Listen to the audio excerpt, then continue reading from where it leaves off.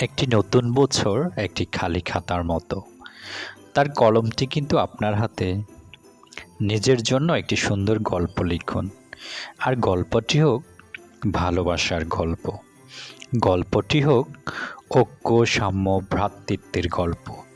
গল্পটি হোক পার্থিব ও পরলৌকিক সফলতার গল্প। কাজ আর পরিশ্রমের গল্প। নিজেকে ভালোবাসুন, অপরকে ভালোবাসুন। ভালোবাসা দিয়েই তো মানুষ পৃথিবীকে জয় করে। A new year is like an empty notepaper.